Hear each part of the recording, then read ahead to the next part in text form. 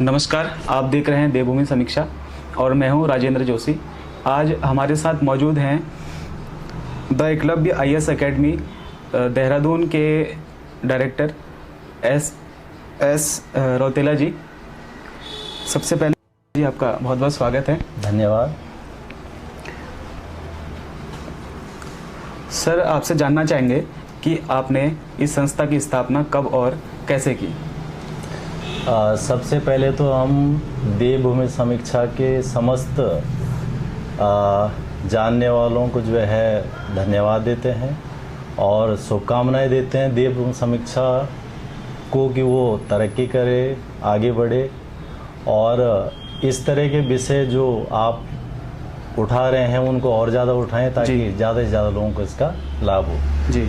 अगर हम एकलव्य की स्थापना की बात करें तो उत्तराखंड की स्थापना के समय ही इसकी स्थापना हमने की थी। वर्ष 2000 में 14 सितंबर इसकी तिथि थी और लक्ष्य था हमारा कि उत्तराखंड में तब जो है प्रतियोगी परीक्षाओं की तैयारी करने वालों के पास बहुत अधिक ऑप्शन नहीं होते थे, मौके नहीं होते थे कि कैसे तैयारी करें, दिशा निर्देश किसके माध्यम से आगे बढ़ें। जी। तो उस विकल्प को भरने के लिए जो है हमने इसकी स्थापना वर्ष 2000 में की थी और आज 23 वर्ष हो गए हैं। तब से लगातार हमारा प्रयास है कि हम अधिक से अधिक विद्यार्थियों का मार्गदर्शन कर सकें, उन्हें सुविधा दे सकें। जो दिल्ली नहीं जा पाते हैं, इलाहाबाद नहीं जा पाते हैं, उनको एक ऑप्शन उपलब्ध कराएं यहाँ पे। और तब से लेकर आज तक स्थिति में बहुत बदलाव हो भी चुका है। सर, आपसे ये भी जानना चाहेंगे कि कोविड के दौर में और उसके बाद शिक्षा में काफ़ी बदलाव आए हैं, पूरी व्यवस्थाएं बदल गई हैं, तो इसके बारे में आप क्या कहना चाहेंगे? देखो, कोविड जैसी महामारी के बारे में कहा जाता है कि इसी तरह की महामारी 100 वर्ष पहले आई थी। जी। यानी हमारे कार्यकाल में या हमारी उम्र के हिसाब से इस तरह का बहुत ड्रास्टिकल फेज नहीं आया था। जी। वैसे तो सभी क्षेत्र प्रभावित हुए हैं इसमें, परंतु जो सबसे प्रत्यक्ष क्षेत्र रहा है जिससे सीधा सीधा जो है प्रभाव पड़ा है उसमें शिक्षा भी एक रहा है। जी। शिक्षा चाहे स्कूल की रही हो, कॉलेज की रही हो या प्रतियोगी परीक्षाओं की रही हो, सभी प्रभावित हुए हैं। जी जी। इस दौर में जो है जो एक अलग आवश्यकता उत्पन्न होती है वो होती है ऑनलाइन एजुकेशन की। ठीक है। क्योंकि जो है सीधे सीधे संस्थानों में आ नहीं सकते थे, तो उन विद्यार्थियों को किस तरह से हम जो है वही चीज़ कंटिन्यूस रखें जिसके लिए वो हमारे पास जुड़े थे। जी। या नए विद्यार्थी जो जुड़ना चाहते थे, तो उस दौर में हमने जो है ऑनलाइन प्लेटफॉर्मों को स्थापित किया। उसके लिए डिजिटल बोर्ड लगाए, कैमरे लगवाए और बाकी जो ऐप की रिक्वायरमेंट होती है जिसके माध्यम से ऑनलाइन क्लास दी जा सके, वो शुरुआत की। जी। उस शुरुआत में हम क्या देखते हैं कि बदलाव काफ़ी बड़ा आया था। जी। क्योंकि लोगों की अर्निंग घटी थी तो पेइंग कैपेसिटी में भी बदलाव आया था। जी। तो उससे जो है संस्थानों को भी बहुत प्रभाव पड़ा। हम अपने इर्द गिर्द में देखते हैं कि बहुत सारे संस्थान बंद हुए। ठीक। बहुत सारे पुराने शिक्षक जो उस तरह का ढांचा नहीं बना पाए, उनको जो है अपने एक रोजगार गंवाना पड़ा। जी। तो हम ये कह सकते हैं कि कोविड ने बहुत कुछ सिखाया है नया। ठीक। और साथ में हम ये भी कह सकते हैं कि प्रभावित भी किया है। परंतु ऑनलाइन शिक्षा कभी भी उस तरह का विकल्प नहीं हो सकते जो प्रत्यक्ष शिक्षा होती है। जी। और ये हम देखते हैं कि वापस विद्यार्थी फिर से उस रूटीन में आ गए हैं। जी जी। जो कोविड से पहले की स्थिति में थी। परंतु वित्तीय रूप से बहुत हानि है, सभी को हुई है। जी। और इसमें संस्थान भी शामिल है। ठीक है। अच्छा सर, जैसे उत्तराखंड में भर्तियाँ काफ़ी लेट होती हैं और कई बार अटक जाती हैं भर्तियाँ, तो इस पर आप क्या कहना चाहेंगे? देखिए, किसी भी राज्य की जो मांग वहाँ के निवासी करते हैं वो कई सारे सपनों को साथ में लेके करते हैं। उत्तराखंड के लोगों ने भी बड़े उत्तर प्रदेश से छोटा इसलिए मांगा था ताकि जो उनकी ज़रूरतें हैं वो इसी छोटे सी जगह में पूरी हो सके। उसमें नौकरियाँ भी एक महत्वपूर्ण चीज़ है। जी। उत्तराखंड जब 2000 में बना तो हमको और बाकी सभी को ये आशाएं थी कि यहाँ पर जो नौकरी के अवसर होंगे वो ज़्यादा मिलेंगे या फिर समय पर जो है नौकरियाँ हो जाएंगी। पहाड़ का जो हमारा बच्चा होता है उसकी शुरुआती जो परवरिश होती है शिक्षा की, वो बहुत व्यवस्थित नहीं होती क्योंकि उसका मार्गदर्शक वहाँ शिक्षक के रूप में या उनके माता पिता पढ़े लिखे नहीं होते हैं। तो वो एक समस्या रहती है उसे, इसलिए वो काफ़ी उम्र के बाद जो है तैयारी या नौकरी की सोचता है। अब अगर जो है नौकरी समय पर नहीं आ रही तो उसके लिए एक बहुत बड़ी समस्या बन जाती है। उत्तराखंड में ये विषय बहुत गंभीर है जी। और इसलिए जो हम ये कह सकते हैं कि वैसे तो सरकार ने इसमें थोड़ा बेहतर प्रयास किया है, कैलेंडर लाने का प्रयास जो है आयोग ने भी किया है, परंतु अभी भी जो है उस गति में नहीं हो पा रही हैं भर्तियां जिस गति में जो है हमारे आसपास के राज्यों में होती है। जैसे उत्तर प्रदेश में होती है कि एक कैलेंडर को फिक्स टाइम के हिसाब से वो पूरा कर लेते हैं जी। तो वो एक विषय है जिसको सरकार को, हमारी संस्थाओं को जो है बेहतर करना होगा ताकि हमारा बच्चा परेशान ना हो और वो एक उम्र के अंदर अंदर वो चीज़ें हासिल कर ले। ठीक है।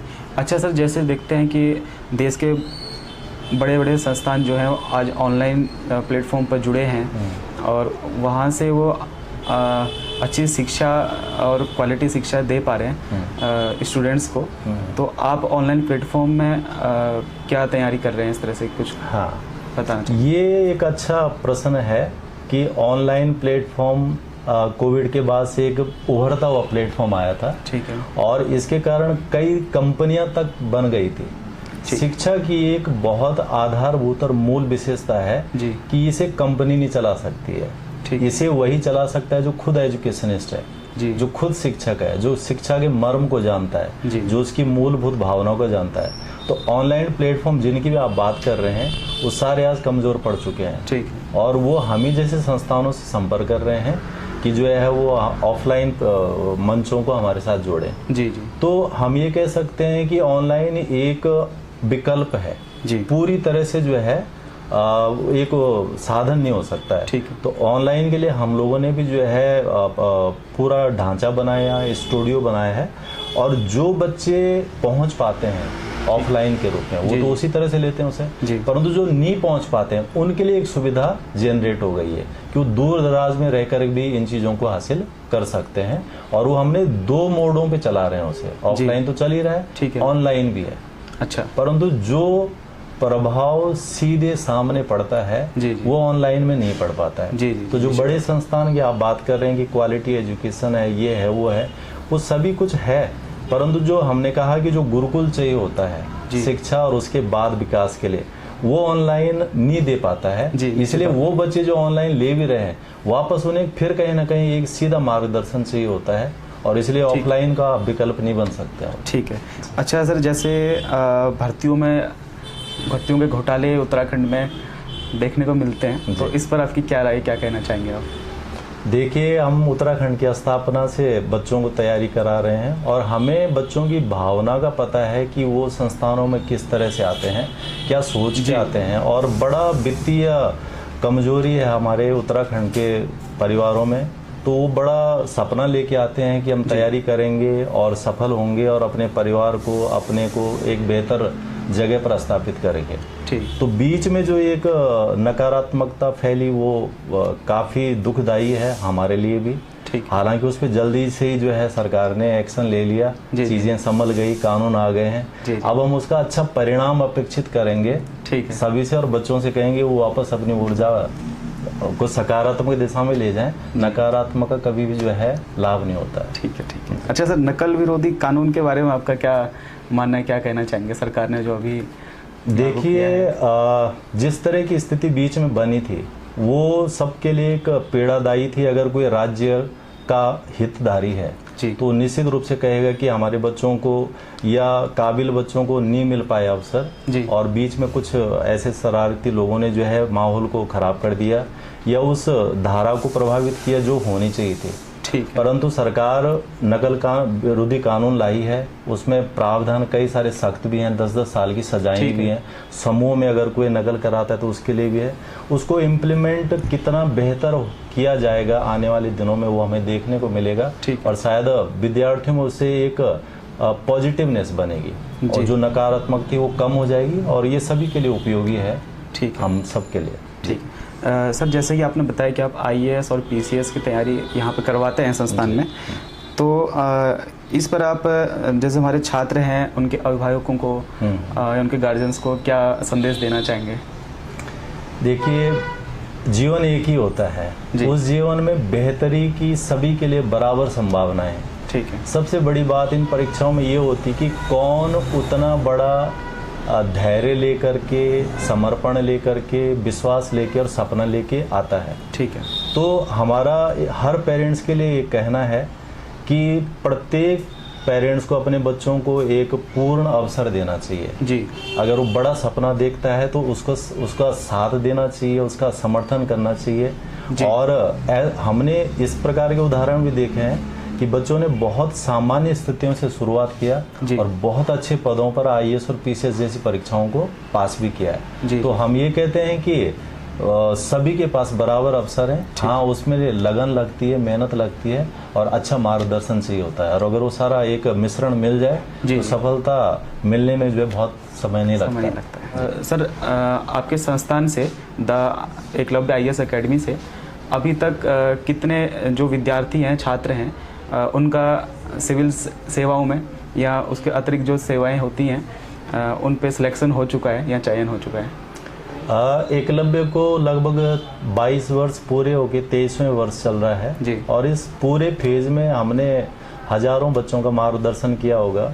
उसमें से कई बच्चे बहुत अच्छे पदों पर भी पहुंचे हैं जी, कुछ सामान्य पदों पर पहुंचे हैं और लगातार उसके बाद भी वो प्रयास करते रहे हैं जी। अगर मैं मोटा मोटा हिसाब बताऊं तो पिछले 22-23 सालों में संस्थान ने 5000 से ज़्यादा सफल परिणाम दिए हैं जी, जिसमें से जो है सभी परीक्षाएं हम शामिल कर सकते हैं, जिसमें संघ लोक सेवा आयोग की हैं, राज्य लोक सेवा आयोग की हैं, जुडिशरी की हैं, UGC नेट की परीक्षाएं और जो बैंक और CDS वगैरह होता है इसमें, तो लगभग 5000 से ज़्यादा बच्चे अभी तक यहाँ से सफल हो चुके हैं। अच्छा। और अच्छी बात यह है कि जो सफल विद्यार्थी हैं इनके हम वीडियोस बना के रखते हैं इंटरव्यू के दौरान के बीच में, जो हम नए विद्यार्थियों को दिखाते हैं ताकि वो प्रेरित हो सकें, या बीच में कभी कभी इन लोगों को बुला लेते हैं ताकि इनसे नए बच्चों को एक प्रेरणा मिल सके, उनको एक धैर्य मिल सके कि हम भी जो है सफल हो सकते हैं जी। धन्यवाद सर आपका। आप हमारे साथ देवभूमि समीक्षा प्लेटफॉर्म पर जुड़े। धन्यवाद। और देवभूमि का पुनः हमारा एक बार जो है बेहतरी के लिए शुभकामनाएं। जी धन्यवाद।